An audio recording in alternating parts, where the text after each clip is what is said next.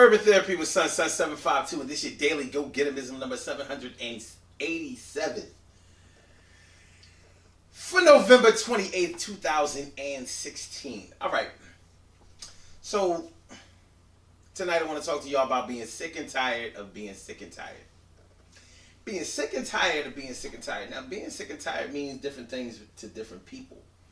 But for tonight, we're going to probably try to break it down and make it as simple as possible. When you're sick and tired of something, that means that you have encountered something or somebody that has run its course in your life. You know, the monotony of it, the frustration of it. It's not making you happy anymore. It's not doing anything for you spiritually.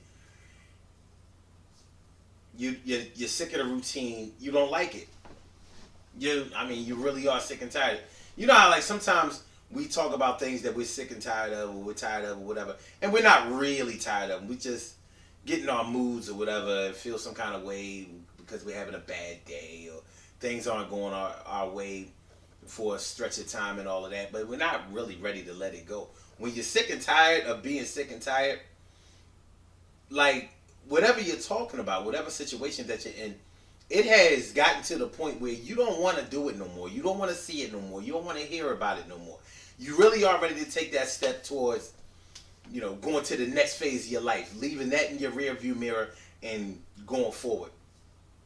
So, because it can actually get to your emotional state to the point where you really do feel sick and tired. Sick and tired physically. Now we're going to get into a little bit more about the physical part, in a little while. But when we're talking about when you're sick of something, sick and tired of something, mentally and emotionally. So the mental energy that it takes to deal with whatever you're sick and tired of, it's run its course. You can't do it no more. Even if you do it no more, you're not going to be doing it wholeheartedly. You're not going to be doing it with the feelings that you would normally do something with, that you're passionate about, that you're really digging like that. Unfortunately, sometimes it can be a person that you're talking about, and sometimes it can be what the person does that you're talking about. Like if somebody is always running to you to dig them out of holes. Like every time you turn around, they're either in your pockets or they're asking you to help them do something because they done fucked up again. They done dug a hole for themselves and they're coming back to you once again to help them dig them out of a hole. That gets old real fast. You get sick of that really, really quick. But people do it. People do it. And you may help them time and time again, time and time again, time and time again, time and time again. And to the point where they have drained your well. They have tapped you dry. And you don't have no more. It's like, you know what? The next time you ask me to do this, I'm not doing it no more. As a matter of fact, it's going to start this time. Because I'm sick of this shit that you're doing. I'm sick of having to deal with this. Every time you ring my phone or every time you come around, I know it's going to be some shit. And it's messing up my nervous system. Speaking of nervous system, the stress of frustration, the pain of worry, all of those things can lead to you becoming physically ill. And that's where the being sick and tired of being sick and tired, that's when it gets more serious. Because now you're not just talking about a situation where you're just bored or where you're just fed up. Now you're talking about a situation where now you are actually developing physical ailments.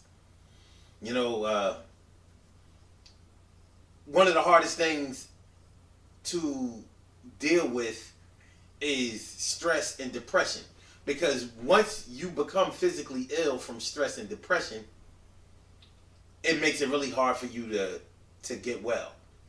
So whereas you might like break a bone or something like that. Let's say you sprain an ankle or something like that. When before you may have gotten well really, really quick. You know what I'm saying?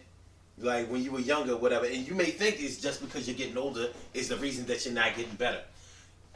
But the reason you may not be getting better is because that stress and that depression depresses your immune system, and it makes it harder for you to recover from physical ailments. So now you're sick and tired, literally. Now you're sick and tired of being sick and tired, physically and literally. You know, like, what do you do? What are you going to do? How you want to handle that? You know, one of the things that you need to do is you need to be able to find a way to shake off the stress, the depression, and whatever is making you physically ill, or whatever is making you sick and tired. But the thing is, cutting people off or cutting off the source of whatever is causing you problems is a process. People think that they can cut it off immediately, but then you wind up feeling guilty and feeling bad and missing people and missing things and stuff like that. So going cold turkey is not always the best thing.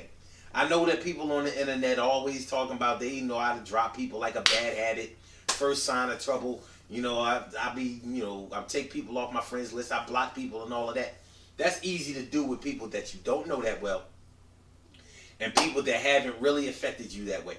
And one of the reasons that we're able to do that in the first place is because, one of the reasons that we consider doing that in the first place is because we fear being hurt. But once somebody has their hooks dug in you, and you've already been through the fire with them, you've already done things with them, you've already helped them out, they've already helped you out. You know, they've gotten to the point where they have drained you dry, tapped your well dry. It's not going to be easy for you to just cut that person off, because if it was going to be that easy, you would have done it a long time ago. You may have done it a year ago, 5 years ago, whatever the case may be. But we're not talking about somebody that you've only known for a few months, because a few months ain't enough time for you to become sick and tired of being sick and tired. If anything, if you're talking about a person and you're talking about only a few months in, then you should be sick and tired of you moving too fast. How about you get sick and tired of that? And that is something that you can control or not. All right. Back to the physical part of it. Listen, one of the ways to prevent yourself from getting physically ill, from being sick and tired, from stress, worry, depression, despair, sadness, and all of that. Listen, we got to get our diets together. We do. We have to get our diets together. You know, eating all of this sugar, all of these fried foods, all of this grease, all of this fat, all of these empty calorie having carbohydrates, you know, all of this white food, you know, white rice, white flour, white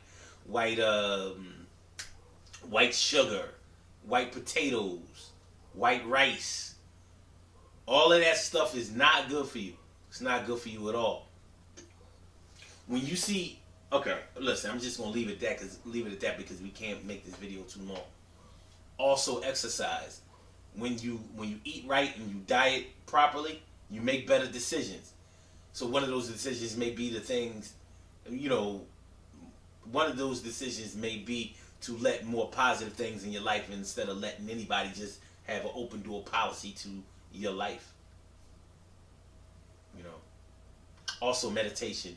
Meditation is one of those things that you can really use to shake off the bad shit. One of the things that I recommend people doing is breathing exercises. And one of the ways you can do breathing exercises is very easy.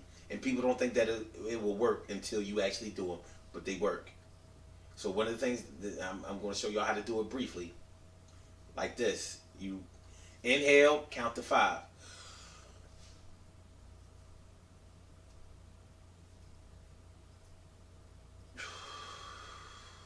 Exhale, count to 5.